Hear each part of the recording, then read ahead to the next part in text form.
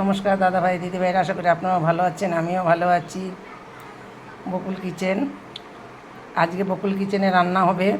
এখানে আমি ভেটকি মাছ নিয়েছি 600 গ্রাম। এই ভেটকি মাছটাকে আমি সর্ষে বাটা পোস্ত করব। এই ভেটকি মাছটা, আমার এই ভেটকি মাছের সর্ষে বাটা পোস্তটা দেখতে থাকুন। এটা কিন্তু ভেটকি মাছ আছে।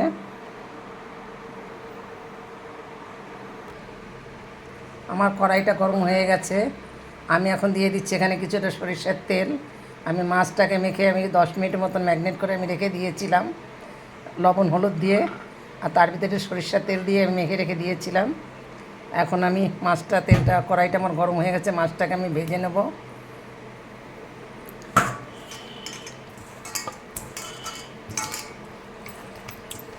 আজ আমার লোক সংখ্যা আজকে কম আছে, নাতি আমার মেয়ে বেড়াতে এসেছিল, তারা চলে গেছে। এখন ছেলের বউ, আমি, এখন এই আমরাই আছি। 3 জনে আমার পরিবারের লোক সংসারে আছি, এখন বেশি লোক নেই। মাছটাকে আমি দিয়ে দেবো, আমার কড়াইটা তেতে গেছে।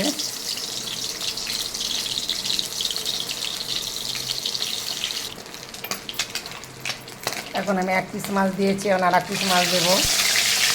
মাছটাকে আমি আলতো হাতে একদম হালকা করে ভেজে নেব, বেশি কড়া করে ভাজবো না।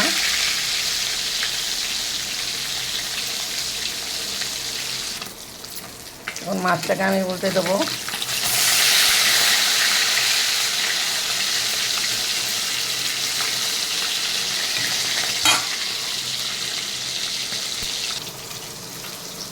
এখন আমি এর ভিতরে দিয়ে দেবো, ব্লেন্ডার করে নেবো কাঁচা লঙ্কা, সামান্য একটু আদা, সর্ষে পোস্ত। আমি 2 রকমের সর্ষে পোস্ত দিয়েছি, 2 রকমের সর্ষে দিয়েছি আমি এর সাথে, তার সঙ্গে 2টো কাঁচা লঙ্কা দিয়েছি।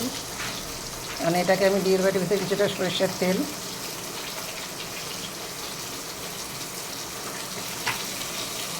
এইটা দিয়ে বাটলে কী হয়, সর্ষের তেল দিয়ে সর্ষেটা ঝাঁজ আছে সুন্দর।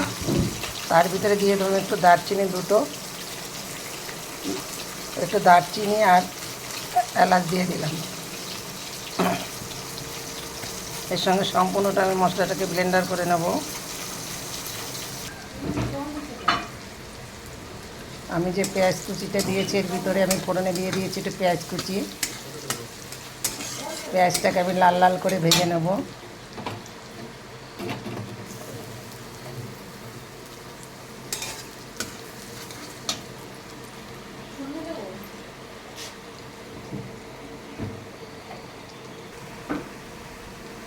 আর লাল করে পেঁয়াজটা ভাজা হয়ে গেছে, এর ভিতরে আমি দিয়ে দেবো মশলাটা। এখানে সর্ষে আছে, পোস্ত আছে, একটুখানি আদা আছে, 5টা কাঁচা লঙ্কা আছে, দারচিনি, এলাচ আছে, সব আমি একসঙ্গে ব্লেন্ডার করে নিয়েছি সব মশলাটা।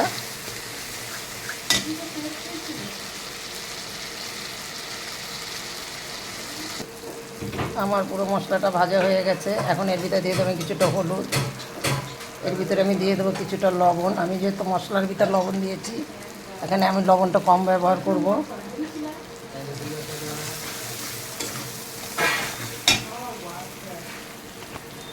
এর ভিতরে আমি দিয়ে দেবো জল।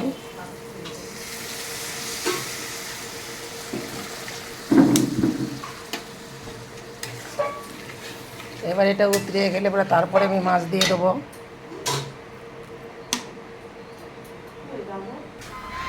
আমার ঝোলটা ফুটে উঠেছে, আমি এর ভিতরে এখন দিয়ে দেবো মাছগুলো।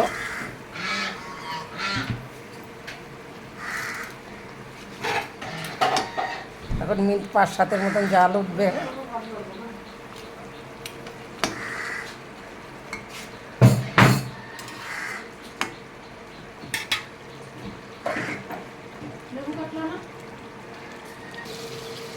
আমার ভেটকি মাছের সর্ষে পোস্ত বাটা পাতুরিটা হয়ে গেছে, আমি এখন নামিয়ে নেব।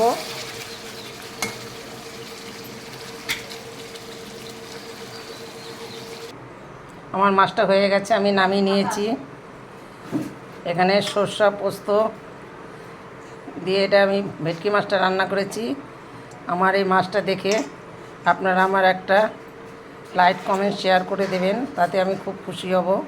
একদম গা মাখা মাখা করেছি, আমি কিন্তু ঝোল করিনি, কারণ যেহেতু সর্ষে বাটা পোস্ত একদম গা মাখা করেছি।